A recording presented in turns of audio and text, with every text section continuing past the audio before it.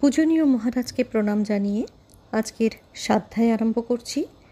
আমরা পড়ছি মহারাজ স্বামী সোমেশ্বরানন্দজির লেখা বই আমার সাধন জীবনের দিনলিপি। আমরা আজকে 224 পাতা থেকে পড়ছি। 17/12/1983 পাটনা। আবার ঘটল সেই অনুভূতি। পরশুদিন নিজেকে অনুভব করলাম বিশাল সত্তারূপে। পাটনা আশ্রমে আমার আগেও অনেকবার এমন অনুভূতি হয়েছে। নিজেকে অনুভব করেছি 4 তলা বিল্ডিংয়ের মতন বড় এক সত্তা হিসাবে। মনের বিশালতা নয়, আমি বোধের বিশালতা। আমি বোধ বা আমি চেতনা প্রসারিত হয়েছিল বিশাল সত্তা হিসাবে। ক্রমে আরও বড় সত্তার অনুভূতি। কিন্তু পাটনায় আসার পর সেই বিশালতা ছড়িয়ে যাচ্ছে আকাশ বাতাসে। গত 2 মাস ধরে বারবার এমন অনুভব হচ্ছে ধ্যানে। এই সঙ্গে অজানা ভয়। ধ্যানের পর নিজের শরীরকে খুঁজে পেতাম না। জ্যোতির্ময় চেতনা হিসাবে বসে থাকতাম, দেহহীন এক সত্তা হিসাবে।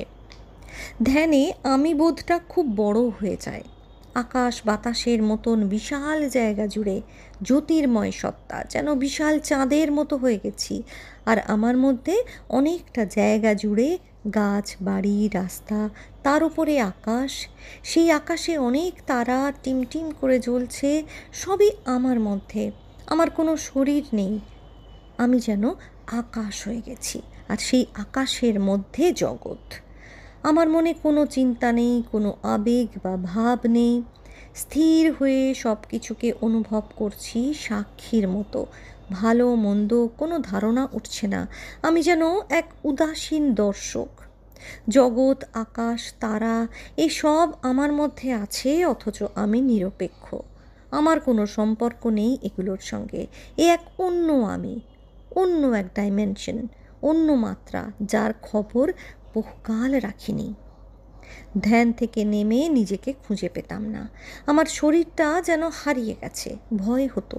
বুঝতে পারতাম যে পুরনো পৃথিবীতে ফিরে এসেছি, কিন্তু এর সঙ্গে এখনও সম্পর্ক স্থাপন করতে পারিনি। আমি যেন জ্যোতির্ময় চেতনা, আগের চেয়ে অনেক ছোট আকার। বুঝতে পারছি না কি করতে হবে, তাই চুপ করে আছি। বেশ কিছুক্ষণ পরে ধীরে ধীরে শরীর বোধ হতে থাকে। মনে হতো আমাকে যেন একটা ছোট বাক্সে ঢুকিয়ে দেওয়া হচ্ছে। আমার ইচ্ছে হচ্ছে না ওই বাক্সে ঢুকতে, কিন্তু বাধ্য হচ্ছি। ধ্যানের সময় কি অনুভূতি হতো সেটা মনে পড়তো ধ্যানের পরে। যেন পাটনা থেকে কলকাতায় ফিরে গিয়ে পাটনা বাসের কথা মনে পড়ছে। যেন এক অন্য রাজ্য, ওটাও আমি, এটাও আমি। আমার 2 সত্তা। একদিকে আমি শরীর মনে বদ্ধ জীব, আর অন্যদিকে এক অতিক্রমী চেতনা। এটা তো স্বপ্ন নয়, ড্রাগস খেয়ে অলিক দর্শনও নয়। ড্রাগস খেলে মন প্রসারিত হয়, কিন্তু এর মধ্যে উদারতা থাকে না, থাকে বিভ্রান্তি, আচ্ছন্ন ভাব। আর ধ্যানের পর কোনো রকম দুর্বলতা থাকে না শরীর মনে, বরং সতেজ ভাব ছড়িয়ে থাকে। যে শরীরটা এতদিন ছিল আমার ভিত্তি, যাকে কেন্দ্র করে বেঁচেছিলাম, সেই ভিত্তিটা, সেই কেন্দ্রটাই হারিয়ে গেছে ধ্যান থেকে নেমে এসে। আমার অস্তিত্ব রয়েছে, কিন্তু সেই অস্তিত্বকে কেন্দ্র করে কোনো কাজ করতে পারছি না, কোনো গতি আনতে পারছি না। স্থির হয়ে রয়েছি চেতনা হিসাবে। নিজের এই অস্তিত্বে অবাক হতাম, কৌতূহল হতো, সেই সঙ্গে অজানা ভয়। এই অস্তিত্ব স্বচ্ছ, ভারহীন, মুক্ত। এই সঙ্গে বুঝতে পারতাম না যে এবার কি করব। আমি কি এভাবেই থেকে যাব দেহহীন চেতনা হিসাবে? পৃথিবীর সঙ্গে কি আমার সম্পর্ক ছিন্ন হয়ে গেল? নিজেকেই যেন খুঁজতাম সেই সময়ে। নিজেকে, অর্থাৎ স্থূল কোনো দেহের মাধ্যমে এক ভিত্তি। ধীরে ধীরে দেহবোধাস্ত যেন প্রাণ ফিরে পেতাম। ব্যক্তি মন থেকে বিশ্ব মনে যাওয়া, ধ্যানের পর আবার ব্যক্তি মনে ফিরে আসা, এটা বুঝতে পেরেছিলাম অনেক পরে। দেহবোধ আসার পরও বসে থাকতাম। শরীরের ওপর কন্ট্রোল আসতে সময় লাগতো।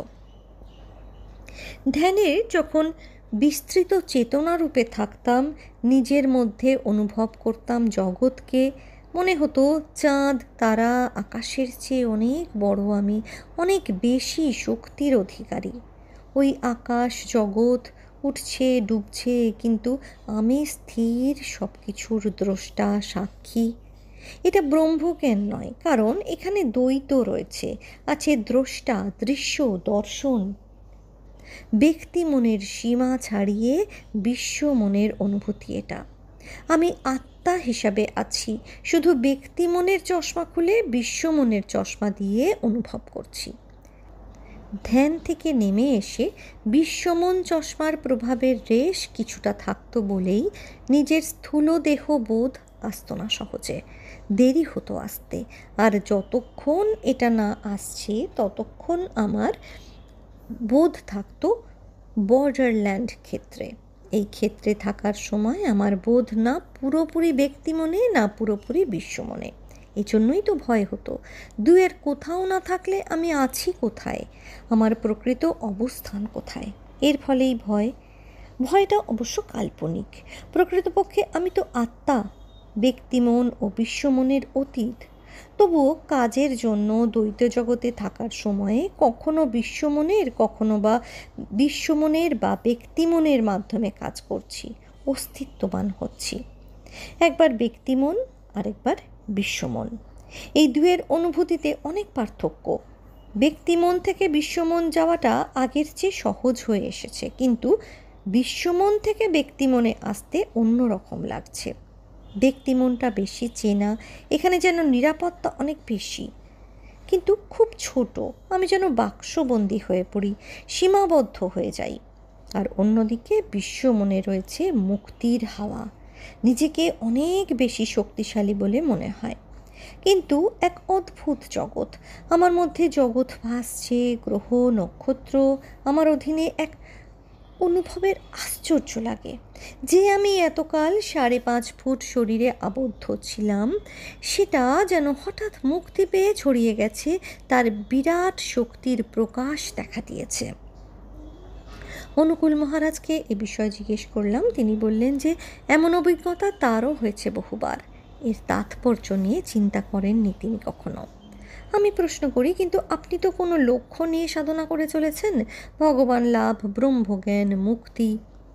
তিনি উত্তর দিলেন, লক্ষ্য নিয়ে সাধনা আগে করতাম, বর্তমানে নয়। অর্ধেক জীবনের গোড়াতে আমার লক্ষ্য ছিল ব্রহ্মজ্ঞান, সে অনুভূতিই হতো। এই লক্ষ্যের পটভূমিকায় সেটা বুঝতে চাইতাম, অনুভবের মূল্যায়ন করতাম এবং সংগ্রাম করতাম এরই পটভূমিকায়। কাম, ক্রোধ, লোভ, ঈর্ষা ইত্যাদিকে শত্রু মনে করে চালিয়ে যেতাম সংগ্রাম। কিন্তু যতই এগোতে লাগলাম সাধনায়, নতুন নতুন অনুভূতি হতে লাগলো। দেখলাম যে সাধনা অনুভূতি, সংগ্রাম, ঈশ্বর, এমনকি ধর্ম সম্বন্ধেও আমার ধারণা বদলাতে লাগলো। পাল্টে যেতে লাগলো নিজের সম্বন্ধে ধারণাও। বারবার মনে হতো আমি জানি না, আমি কিছুই জানি না ঈশ্বর সম্বন্ধে, ধর্ম সম্বন্ধে। গভীরভাবে এটা অনুভব করতাম, আর তখনই মনটা হয়ে যেত সাদা কাগজের মতো। যে দু একটা কালির ছিটে বা পেন্সিলের দাগ থাকতো তা অতি নগণ্য, গুরুত্বহীন। আমার পড়া, জানা, ব্যক্তিত্ব, অস্তিত্ব সব কিছুই যেন ওই সাদা কাগজে ছড়িয়ে ছিটিয়ে থাকা কিছু কালির ছিটে, পেন্সিলের দাগ। মনটা আরও শূন্য হয়ে যেত। বিশাল জমি, যেখানে কোনো গাছ, বাড়ি, পুকুর, মানুষ কিচ্ছু নেই। ধু ধু মাঠ, বিশাল আকারের, বিশাল প্রান্তর, ফাঁকা মাঠ। এই বিশাল প্রান্তরে মাঝে মাঝে এখানে ওখানে কিছু ধোঁয়া উঠছে, যে ধোঁয়া কখনো গাছের রূপ নিচ্ছে আবার মিলিয়ে যাচ্ছে, বাড়ির রূপ নিচ্ছে আবার মিলিয়ে যাচ্ছে। আস্তে আস্তে সেটাও চলে গেল বহুদিন পর। সেই থেকে কোনো নির্দিষ্ট লক্ষ্য রাখিনি মনে, কেবল এগিয়ে চলেছি। পারফেকশন নিয়ে চিন্তা করি না, চরম লক্ষ্যের পেছনে ধাওয়াও করি না। শুধু শিল্প, সুষমা, আনন্দের সৌন্দর্য অনুভব করতে করতে এগিয়ে চলেছি। আধ্যাত্মিক রহস্য দেখতে দেখতে চলেছি আনন্দময় জীবন নিয়ে। বিশাল আকাশের মাঝে অনেক মেঘ ভেসে যাচ্ছে, কোনোটা গাছের মতো, কোনোটা হাতির মতো দেখতে, আবার কোনোটা বাড়ির মতো। মেঘগুলো আসছে যাচ্ছে, একটা ছবি ভেঙে দুটুকরো হচ্ছে, কখনো বা দুটো ছবি মিলে নতুন ছবি তৈরি হচ্ছে। সৌন্দর্য ছড়িয়ে পড়ছে সর্বত্র। সূর্য উঠলে যেমন সর্বত্র আলো ছড়িয়ে পড়ে, সেই রকম কাম, ক্রোধ, লোভকে আর শত্রুও মনে হয় না। এগুলিও যেন বিশাল আকাশের মাঝে কিছু মেঘ, আসছে যাচ্ছে, ভালো মন্দ বোধটাই যেন চলে গেছে, আনন্দ ছড়িয়ে আছে সর্বত্র। এই আনন্দ অনুভব করতে করতে এগিয়ে চলা। ধ্যানে চুপ করে বসে থাকি, যা হবার নিজে নিজেই হয়। 2/4/1984, কলকাতা। হিন্দু, মুসলমান, খ্রিস্টান অধিকাংশ মানুষের ধারণা একই রকম। ঈশ্বর সাকার হন কি নিরাকার, তিনি মানুষের মতনই বা সঠিকার্থে সুপারম্যানের মতন। তিনি আকাশে থাকেন, তিনি সৃষ্টি করেছেন এই জগৎ, এখন পালন করছেন, পরে ধ্বংস করবেন। তিনি পাপীকে শাস্তি দেন, পুণ্যবানকে পুরস্কৃত করেন। তাকে প্রার্থনা করলে আমাদের ইচ্ছা পূরণ হয়, তাকে খেতে দিলে তিনি খুশি হন। ধর্ম অর্থাৎ আচার অনুষ্ঠান, আর ধর্ম সাধনার উদ্দেশ্য হলো ভালোভাবে বেঁচে থাকা, দুঃখ ও অভাব মেটানো এবং সম্পদ লাভ করা। আর একটা উদ্দেশ্য মৃত্যুর পর স্বর্গে যাওয়া, যেখানে আছে অফুরন্ত ভোগ ও আনন্দ। বিভিন্ন দেশে যুগে যুগে অবতারেরা এসেছেন, তাদের অধিকাংশই বিদ্রোহ করেছেন সেকালীন ধর্ম আচারের বিরুদ্ধে, তুলে ধরেছেন ধর্মের প্রকৃত তাৎপর্যকে। মানুষেরা শুনেছে তাদের কথা, কিন্তু পরে অধিকাংশ মানুষই ফিরে গেছেন গতানুগতিক ধর্মীয় বিশ্বাস এবং আচারে। গীতায় শ্রীকৃষ্ণ এদেরই বলেছেন আর্ত এবং অর্থার্থী। আর্ত মানে যারা দুঃখ দূর করার জন্য ধর্মকর্ম করেন, আর অর্থার্থী হচ্ছে যারা সম্পদ লাভের আশায় ধর্মকর্ম করেন। তৃতীয় ধরনের লোকদের তিনি বলেছেন জিজ্ঞাসু, অর্থাৎ জীবন জিজ্ঞাসার তাগিদে যারা ধর্মের পথে আসে। আর চতুর্থ ধরনের লোকেরা জ্ঞানী, তারা বুঝেছেন যে ধর্মই মানুষকে প্রকৃত পথে নিয়ে যায়, ধর্মই মানুষের যথার্থ বিকাশ ঘটায়। পাটনা বা বিহারে মানুষেরা ধর্মপ্রবণ, তবে আর্ত এবং অর্থার্থী বেশি। কলকাতা, দুর্গাপুর, চিত্তরঞ্জনে জিজ্ঞাসু ধর্মপ্রবণ মানুষ অনেক দেখেছি। যেখানে শিক্ষার বিস্তার ঘটছে, মানুষের খাওয়া পরার অভাব বেশ কিছুটা মিটছে, মানুষের মধ্যে মননশীলতা এসেছে, সেখানে জিজ্ঞাসু মানুষের সংখ্যা বেশি ধর্মীয় ক্ষেত্রে। অর্থাৎ সমাজ বিকাশের সঙ্গে সঙ্গে মানুষের ধর্মচিন্তার বিকাশও দেখা যায়। যেখানে জাগতিক অভাব তীব্র, সেখানে ধর্মও থেকে যায় স্থিতাবস্থায়। ঠাকুর শ্রীরামকৃষ্ণ বলেছিলেন, খালি পেটে ধর্ম হয় না। স্বামীজি বারবার জোর দিয়েছেন সমাজ উন্নয়নের ওপর, জোর দিয়েছেন শিক্ষা ব্যবস্থা, শিল্প, মননশীলতার বিকাশের জন্য। বিভিন্ন জায়গায় কাজ করেছেন, অসংখ্য মানুষের সঙ্গে মিশেছেন। ঠাকুর স্বামীজির কথার তাৎপর্য বুঝতে পেরেছেন এবং তাদেরকে দেখে আমিও তাদের তাৎপর্য বুঝতে পেরেছি। ঠাকুর দেখালেন যে আচার অনুষ্ঠান, গৌণ অনুভূতিই ধর্মের প্রাণ।